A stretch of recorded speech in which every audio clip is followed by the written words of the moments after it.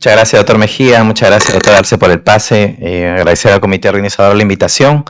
Se me ha encomendado revisar Valve in Valve para el curso de residentes.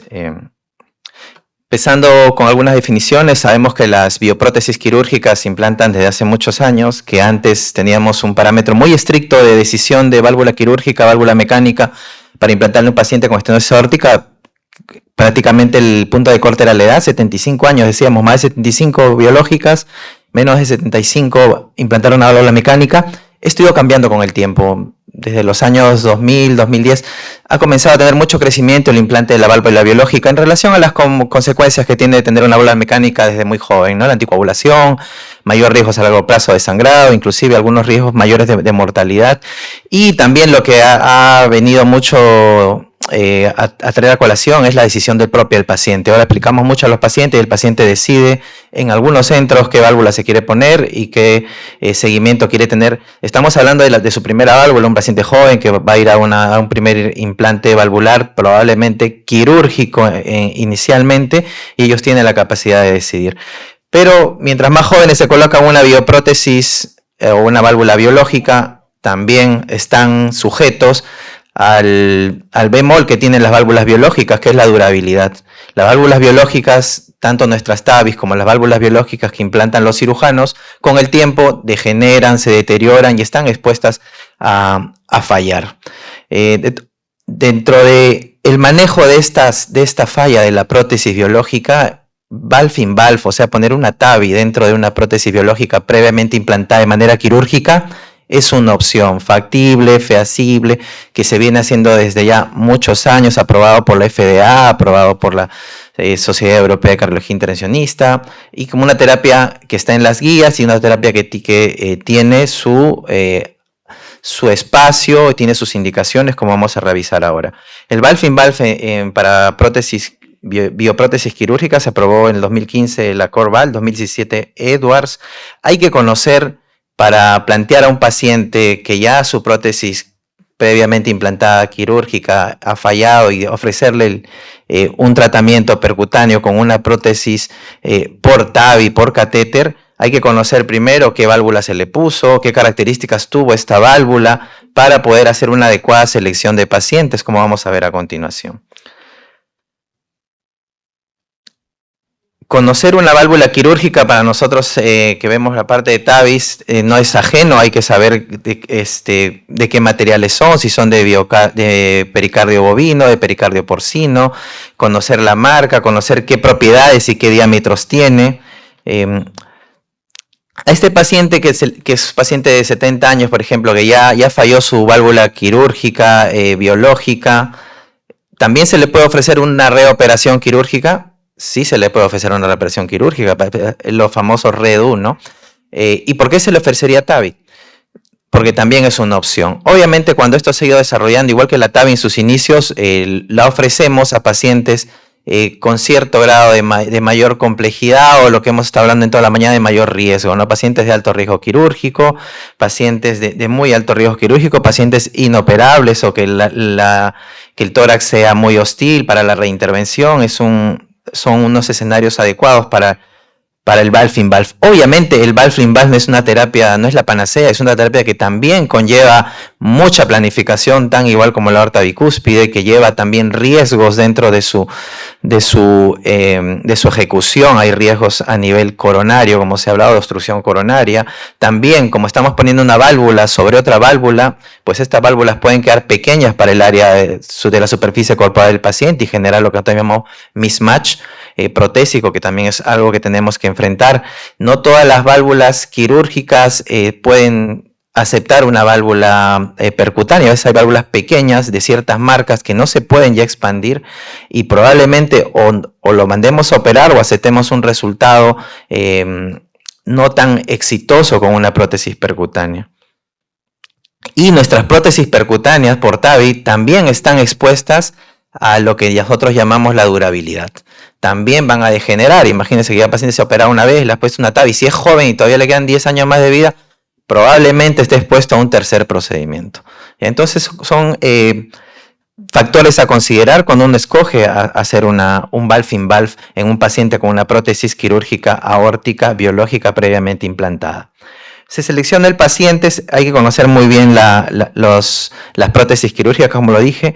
También hay que conocer el valve-in-valve, lo vamos a ver de manera muy rápida más adelante. Es un procedimiento mucho más complejo que un implante de válvula aórtica percutáneo común que hemos estado viendo, porque estamos enfrentando mayor riesgos que durante la planeación tenemos que tenerlos muy presentes. El riesgo de la obstrucción coronaria es un riesgo con alta tasa de mortalidad. Tenemos también que tener la pericia y la técnica de hacer más protección coronaria con una guía, con un stent en la coronaria que en el porcentaje global de las TAVIs convencionales. Además tenemos que conocer, y si ya se está desarrollando algunos años atrás, y esperemos que acá en el Perú ya sea, no sé si se ha hecho, doctor Mejía, el primer caso de basílica, que es una modificación del velo quirúrgico para tener acceso a la anatomía coronaria y no tener, y esta coronaria que se queda prácticamente secuestrada con la nueva válvula se pueda acceder y pueda recibir flujo, y puedan también un porcentaje de pacientes con alto riesgo de oclusión tratarse de esta manera. Las válvulas quirúrgicas no todas son iguales, hay muchas válvulas en el mercado. Hay válvulas que están montadas sobre un stent, hay válvulas que no vienen con stent, hay válvulas inclusive que ya no se suturan al anillo quirúrgico, sino que tienen una fuerza radial en el implante muy parecida a nuestra TAVI, que se llaman válvulas sin sutura. Las casas comerciales, se menciona mucho para TAVI, son las mismas para las prótesis quirúrgicas que usan nuestros colegas de cirugía cardiovascular. También las válvulas quirúrgicas inicialmente fueron válvulas que se implantaban a nivel del anillo. También vieron ellos en su evolución que las válvulas supranulares iban un poco mejor en términos de mejores áreas efectivas, de menores gradientes, y también han cambiado su uso. Pero obviamente hay prótesis biológicas que se han implantado hace 10, 15, 20 años y nos vamos a enfrentar a todas. Las prótesis, además quirúrgicas, tienen diferentes a las TAVIs. A los velos, en muchas de ellas, se suturan por fuera, no como la TAVI, que los velos van por dentro, están en el diámetro interno. Si los velos están por fuera, imagínense cuando hagamos un valve-in-valve, ese velo tiene mucha facilidad de caer sobre la coronaria y de ocluirla. Entonces hay velos donde los velos están montados por fuera de la válvula, que también tienen mayor riesgo de oclusión coronaria. Las válvulas sin stent también tienen un riesgo intermedio de oclusión coronaria, como vamos a ver. Tenemos que conocer mucho los diámetros reales del diámetro interno real de la válvula para decidir qué prótesis o qué diámetro de prótesis, qué tamaño de prótesis percutánea vamos a utilizar. No siempre son iguales. No siempre son iguales. De acuerdo al tipo de válvula quirúrgica, tienen diferencias. Si es, por ejemplo, una prótesis que lleva pericardio porcino, por ser un poco más grueso y estar suturada de manera interna, el diámetro interno va a ser un poco menor. Por ejemplo, acá tenemos una válvula mosaico 23, pero su diámetro real es 20. Hablo para tener conocimiento de qué tamaño de prótesis percutánea vamos a usar. Y cuando hay válvulas de pericardio bovino que están suturadas por fuera, como no compiten con el diámetro interno, prácticamente mantienen el mismo diámetro. Diámetro del stent de 19 y el diámetro real también es 19. Conocer estos detalles es muy importante en la selección. Así como existe aplicaciones para TAVI, también existen aplicaciones para valve-in-valve. Esta es una aplicación mundialmente conocida, valve-in-valve Aortic App. Nos ayuda a conocer todas las válvulas y qué prótesis ofrecerle de acuerdo a la válvula. Nos da muestras de los anillos, nos da muestras del tamaño e inclusive nos sugiere qué prótesis podemos usar. Estos son casos de la aplicación. Vamos a avanzar acá. Vamos a revisar un caso de una válvula Perimount 23 en un anillo interno de 22. Ya ven que 22 es un anillo pequeño, probablemente haya que ofrecerle a la prótesis TAVI que implantemos que gane en diámetro, sino poner una válvula sobre otra válvula en un anillo de 21 nos va a quedar con alto gradiente. Y eso es lo que llamamos como la estrategia de romper el anillo, el cracking del anillo. A este paciente se le implantó la válvula, quedó pues obviamente con gradientes altos y se decide hacer ruptura del anillo. La ruptura del anillo se hace con balones de un milímetro superior al diámetro de la prótesis biológica, de la prótesis biológica previamente implantado, y se logra ver claramente cómo el anillo se ha podido romper. Son balones de alta presión. Normalmente tenemos acá los True Dilatations. Este es otro caso que se decidió implantar un valve in valve sobre una válvula previamente implantada biológica. Ven cómo cuesta abrirse, pero se logra una apertura adecuada y se logró implantar una válvula balón expandible, como lo van a ver a continuación. Obviamente acá también se logró romper el anillo, se logró que esta cintura que produce el anillo previamente quirúrgico logre expandirse para lograr mejor espacio para poder acomodar nuestra TAVI. Ven ahí que la cintura previamente que tenía el balón y posteriormente se logra expandir. Probablemente se haya roto también el anillo. Y obviamente deja espacio para poner una válvula balón expandible y mejorar o no tener el problema de la prótesis, del mismatch paciente-prótesis. Un último caso, una válvula balón expandible, también donde se hizo, ven ahí el diámetro interno 17, un diámetro bastante pequeño. Obviamente también hay que hacer ruptura del anillo porque va a quedar con alta gradiente. Lo vamos a ver a continuación. Cuando uno fractura el anillo o rompe el anillo, logramos mejorar el diámetro en unos 4 a 6 milímetros y nos permite colocar una prótesis más adecuada con menor gradiente y mucho más expandida. Ven que el anillo a este nivel se encuentra fracturado. Tenemos datos de todas las prótesis, un poco a quienes vamos a ofrecer lo que decíamos de manera muy rápida, ya lo hemos revisado, un implante de TAVI, de preferencia que sea un paciente de riesgo alto, de preferencia que sea un paciente por arriba de 80 años, de preferencia que sea un paciente que si tiene un anillo que tenga diámetros de la prótesis previamente implantada, que puedan aceptar una nueva prótesis, que tenga una válvula que se pueda romper. No todas las válvulas se pueden romper, hay 2 o 3 válvulas en el mercado que no son susceptibles de que se haga la fractura del anillo. En pacientes que tienen, así como cuando indicamos TAVI en pacientes jóvenes, ¿no?, que tienen tórax hostiles, radioterapias previas, aorta en porcelana, ellos también, que hayan desarrollado esto después de la primera cirugía, también le podemos ofrecer. Las válvulas degeneran de manera como degenera cualquier válvula que nosotros conocemos como TAVI, que son válvulas biológicas, degeneran de manera anatómica, se van endureciendo, se van engrosando, se van calcificando, y también degeneran de manera hemodinámica, van creciendo en los gradientes. Tenemos una clasificación, obviamente cuando esto ya es severo indica que hay que hacer un tratamiento. La degeneración puede ser por calcificación, por trombo, por endocarditis, por panus, por calcificación. Hay que diferenciar el mismatch prótesis paciente versus una obstrucción. Ya sabemos que el DBI menos de 0,25 nos hace bien esta diferenciación, y obviamente ver la estructuralidad de la válvula. Si es una válvula normal que uno la ve con gradientes altos, probablemente sea un mismatch. Si es una válvula que ya la vemos engrosada, con cierto grado de alteración del movimiento de los valios, probablemente sea una válvula que tenga degeneración estructural. ¿Cuándo hacer la ruptura del anillo? También es un tema de discusión, ¿no? Se dice que se puede hacer antes, se dice que se puede antes del implante de la TAVI o después del implante de la TAVI. Se ha visto que si lo haces antes de la TAVI, tienes que estar muy atento en la complicación inmediata, tal como en la TAVI, de la predilatación, que es la insuficiencia aórtica severa.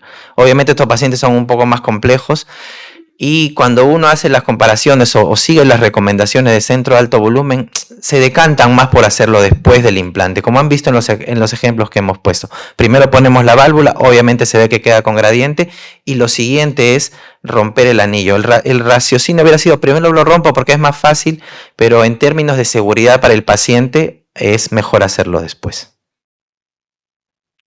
Hay válvulas que no se pueden romper el anillo, tenemos la trifecta y la Hankook. nos enfrentamos mucho a un problema muy importante que es la obstrucción coronaria. Vamos a tener dos válvulas puestas a nivel de la raíz de la aorta y obviamente las coronarias o el acceso a las coronarias, si bien para decir una TAVI es complejo, imagínense para poner una prótesis adicional en esta raíz que puede estar pequeña, que puede tener unos senos bastante bajos, que la altura de la coronaria puede ser baja, que toda la raíz pueda ser cilíndrica y no tener buenos senos. Entonces, si tenemos obstrucción coronaria de un implante de valve-in-valve, la mortalidad es alta, así que tenemos que prevenirla. Tenemos que prevenirla, como ya se han visto en charlas previas, con un adecuado planeamiento. Tenemos dos cosas en la tomografía que remarcar para la planeación. Las distancias de la válvula o de la probable válvula donde vaya a caer o del poste de la válvula quirúrgica previamente a la coronaria, que se llama distancia de la válvula a la coronaria, o si la coronaria está por debajo del poste, ver también la distancia a los senos, a la unión sinotubular, no a los senos, a la unión sinotubular. Tenemos que tener distancias adecuadas, ya vamos a ver los valores, más de 4 milímetros o 6 milímetros para la distancia a la coronaria y más de 2.5 para la distancia a la unión sinotubular, para tener ciertos márgenes de seguridad para que nuestro procedimiento sea seguro y no tengamos que tener complicaciones o no tengamos que hacer uso de técnicas adicionales para proteger las coronarias, como vamos a ver más adelante. ¿Quiénes se tapan más frecuentemente? Se tapa más frecuentemente la coronaria izquierda. ¿Quiénes son más susceptibles de complicarse? Las válvulas quirúrgicas que venían con sus velos montados por afuera. Vamos a medir en la tomografía distancias, ¿no? La distancia a la coronaria es la distancia del anillo protésico quirúrgico, donde por dentro va a estar nuestra prótesis, pero tenemos que tener 4 milímetros al menos, de 4 a 6, para estar seguro de que esa coronaria luego del valve-in-valve no se va a tapar. Tenemos que tener una amplitud de senos mayor de 30 para estar seguros, tenemos que tener alturas de coronarias buenas, pero lo que más nos importa es tener una distancia de la válvula a la coronaria que sea segura, más de 6 milímetros.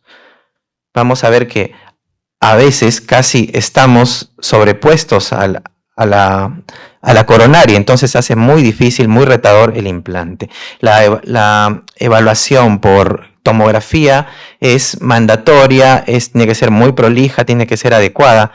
Por ejemplo, acá tenemos buenos senos, a pesar de que las coronarias están por debajo de la prótesis, pero tenemos bastante espacio para que esta coronaria pueda en diástole tener flujo anterógrado.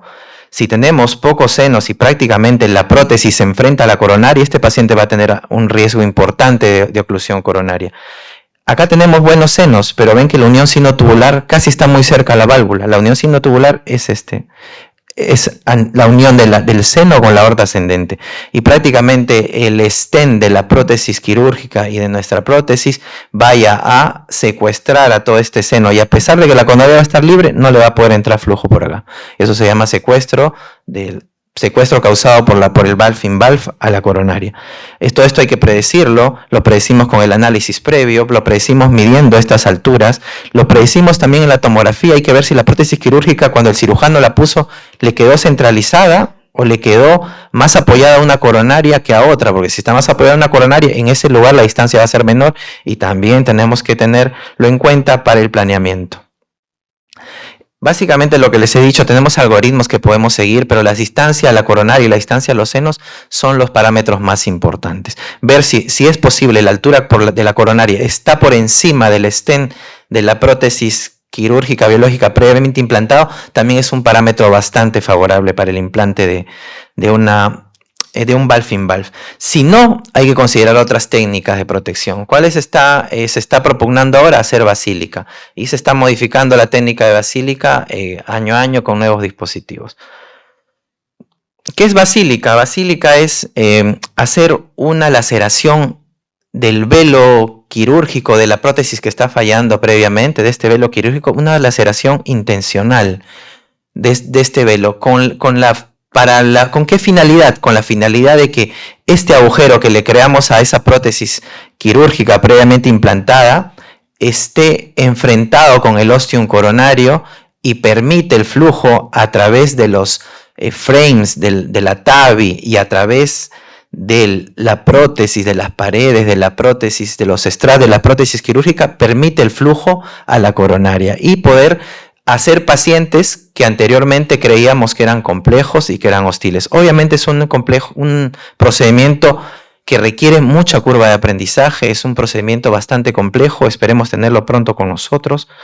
Lo vamos a ver de manera muy rápida, hay que poner un catéter por fuera de la prótesis quirúrgica, a nivel de la coronaria que está en el frame que enfrenta a la coronaria, luego pasar un catéter por dentro de la válvula con un lazo y también tener una guía para mantenerlo fijo, y con este catéter que está frente a la coronaria perforar el velo quirúrgico y lograr hacer un asa, y con esta guía que perforamos hay que tener la posibilidad de tener un generador de radiofrecuencia. Así como hacemos estimulación con la guía, se puede hacer estimulación con radiofrecuencia a través de esa guía y poder lacerar y poder cortar el velo. Acá ven cómo perfora, se hace el asa y luego se tracciona hacia atrás y se logra cortar.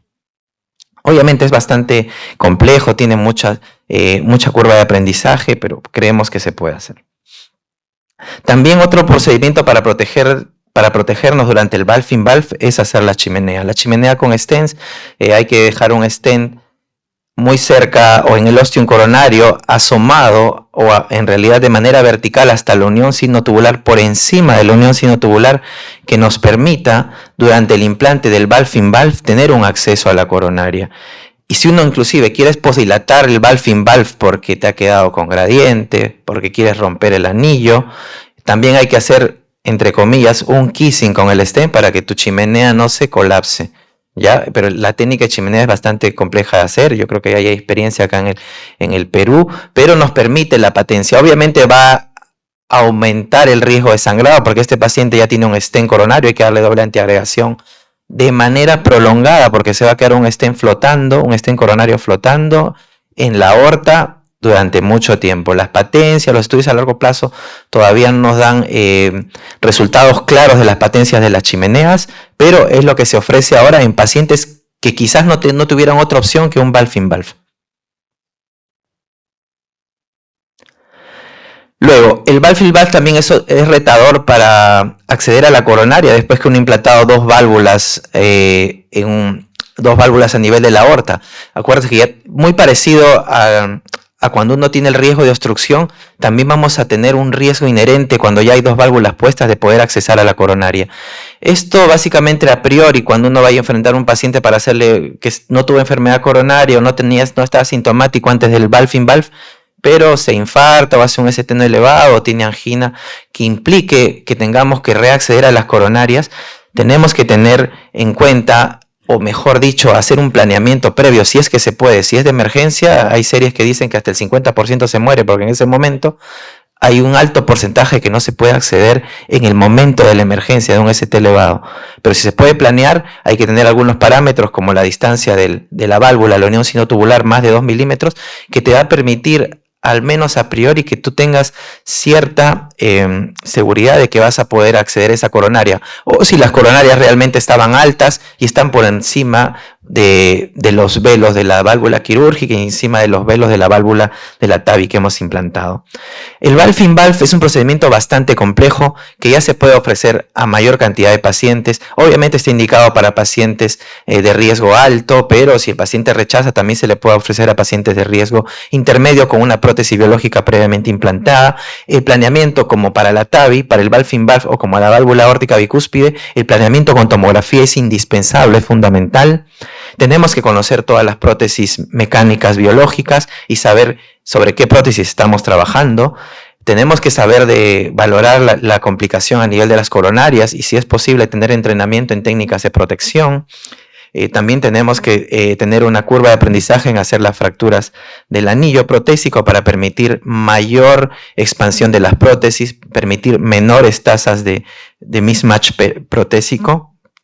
Y obviamente saber que un paciente que le ponemos un valve in valve está condenado, o no, bueno, suena feo condenado, pero en adelante tendrá más riesgo de reacceder o de más complejidad para reacceder a las coronarias ante un evento coronario agudo o crónico donde tengamos que reacceder e intentar hacer una angioplastía a dicho nivel. Muchas gracias. Gracias, Andrés. Una pregunta, Andrés. Entre una válvula anular y una supraanular, valve-inval, ¿cuál sería tu elección? Eso es importante decir, ¿no? Ver encima qué válvula, ¿no? También balón expandible o autoexpandible, ¿no? ¿Qué está a favor y qué está en contra? Sabemos que si tenemos un anillo pequeño, sobre todo es por el anillo. Si son anillos pequeños hay que poner válvulas supranulares mandatoriamente, porque son donde se ha demostrado que sí o sí es superior.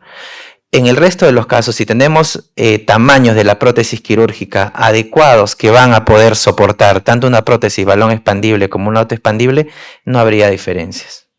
Excelente. La ventaja que ahora tenemos en el país, que tenemos dos tipos de válvulas. Antes teníamos una, pero ahí nos permite, ¿no? Justamente anillos pequeños, que es un hot topic también, valve-invalve, supraanular, dependiendo del grado de obstrucción, el riesgo. Son muchos factores, pero si le dicen valve-invalve, de repente supraanular en primera elección o de acuerdo a algunas características del paciente. Excelente presentación, Andrés. Muchas gracias por estar con nosotros. Buenos días, doctor Mejía, doctor Aldazábal. Quería hacer una consulta. Por ejemplo, algún paciente que ha sido sometido a ampliación de anillo, por ejemplo, técnicas de Nix o de cono, ¿han encontrado alguna dificultad o mejoría? Por ejemplo, ¿cuál le resultaría más factible hacer la colocación del valve-in-valve? Porque cuando uno hace estas cirugías, generalmente, por ejemplo, en la edad pediátrica, vemos que van a ser sometidos a muchas cirugías, pero si pudiéramos tratar de evitar muchas reoperaciones con estas intervenciones, se beneficiaría el paciente, ¿no? Sí, bueno, con respecto a la ampliación de anillo, es una técnica quirúrgica bastante interesante para que puedan. Ellos también enfrentan los anillos pequeños como nosotros y hacen modificación del anillo de manera quirúrgica. Doctor Llovera, gusto saludarte. Para el tema de TAVI, yo creo que nos basamos, este anillo, si es un valve-in-valve en un paciente que ya se ha hecho además ampliación de anillo, yo no he leído nada que nos contraindique o indique algo per se, pero obviamente estamos tratando ante un neoanillo que ha pasado ya un tiempo de cicatrización, que sobre ello tiene fijo la sutura de la prótesis biológica. Yo lo único que podría tener alguna consideración, obviamente si el tamaño lo permite, hay que implantar una válvula probablemente autoexpandible para no ser muy agresivo con ese anillo, y podría, no está escrito en la literatura, pero también quizás evitaría hacer el cracking de la prótesis si es de un anillo pequeño. No sé si tiene algún comentario, doctor. Excelente pregunta, excelente, muy buena pregunta. Y justamente es lo que hemos conversado con los cirujanos nosotros acá, pensando el futuro, porque la verdad ya presentó el doctor que un tema también, un hot topic, un tema de controversia, está bien en gente joven. Ya los pacientes van y mostró en diferentes láminas preferencia del paciente, o sea, el paciente está decidiendo qué estrategia quiere y asume los riesgos. Entonces es un cambio en la decisión, y en la decisión médica también. También ha cambiado, porque a veces el médico, el HER team decide una cosa y de pronto el paciente dice, no, yo asumo los riesgos y quiero que me hagan TAVI. Entonces, y eso en el mundo real tiene un peso específico. Entonces conversando, cuando hay un anillo pequeño, si colocan una válvula en un anillo pequeño, el futuro está difícil, porque tendríamos que colocar una válvula muy estrecha y obstrucción coronaria y toda esa cosa.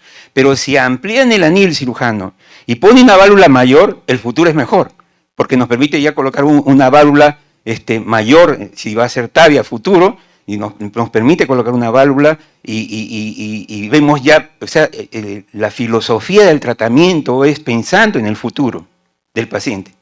Entonces, está bien que se amplíe el anillo. Nosotros en el grupo quirúrgico están haciendo eso, anillo pequeño, amplían el anillo, que no se hacía tanto, pero así amplían el anillo, tratan de colocar la válvula más grande que pueda, para que luego en el futuro se pueda hacer un valve-in-valve o un TAVR-in-valve ¿no? Y en nuestro hospital están usando la Suturules, la Perceval, y estamos bien. Entonces, esa pregunta es interesante porque es un cambio de conducta reciente y la filosofía es, mientras se pueda ampliar el anillo, hay que hacerlo y el cirujano se está entrenando cada vez en ampliar el anillo y colocar una válvula mayor. ¿Hay otra pregunta por ahí?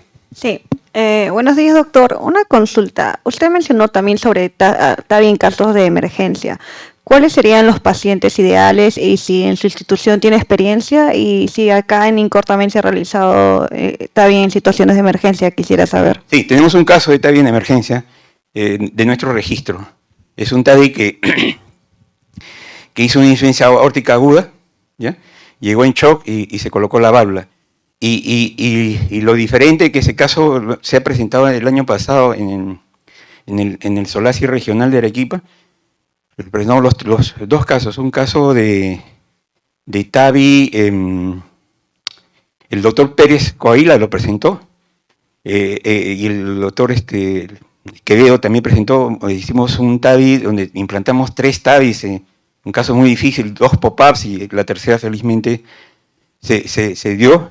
Y ese caso, si uno analiza el proceso médico, y después de la segunda válvula hicimos junta médica, dijimos no hay opción quirúrgica, los resultados llevando al paciente a sala no son buenos, y decidimos por la tercera válvula y felizmente quedó muy bien. Y ese caso es el otro caso que presentó el doctor Pérez Coahuila en Solasi regional. Ese fue acá en Lima, en la clínica Gujo, cuando nos reunimos, y fue el único caso en nuestro registro que tenemos TAVI en situaciones, en escenarios agudos. Era una insuficiencia aórtica aguda, y a esa paciente se le colocó la única válvula que teníamos en ese momento en nuestro hospital, era la Navitor, y sobre una Corval inicial de la primera generación. El señor tenía 8 años o 9 años de TAVI y de pronto hizo insuficiencia aórtica aguda.